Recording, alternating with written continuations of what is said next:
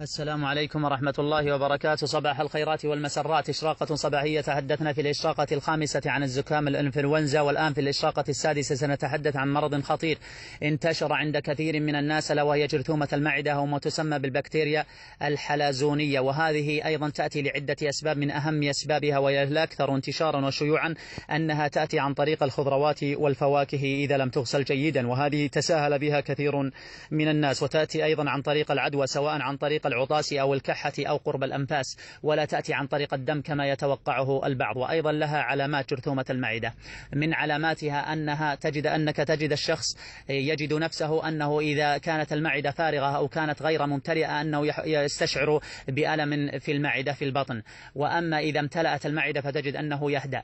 أيضا من علاماتها ارتجاع المري والحموضة.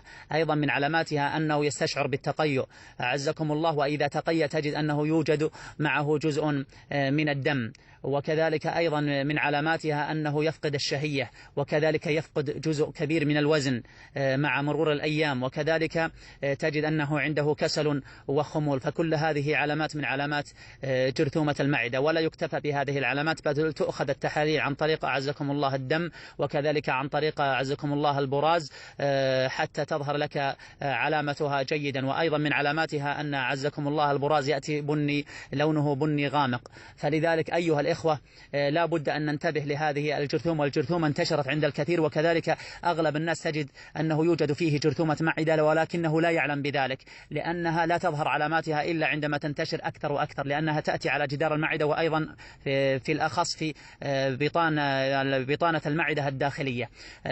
فلذلك أيضا من أسبابها وتطورها أنها تسبب قرحة المعدة، ومع تطورها كذلك تسبب سرطان المعدة. فلننتبه لذلك أيها الإخوة. وأيضا إذا ذهبت إلى المستشفيات أعطوك من العلاجات المتنوعة العديدة، وتستخدمها لفترة طويلة بالشهر والشهرين والثلاثة ولا أكثر، وكذلك أنها تجد أنها تهدى ولا تذهب، لكن فيه علاج بسيط يسير بإذن الله جل وعلا بعد تجربته، أنه بإذن الله عز وجل يقضي على هذه الجرثومة.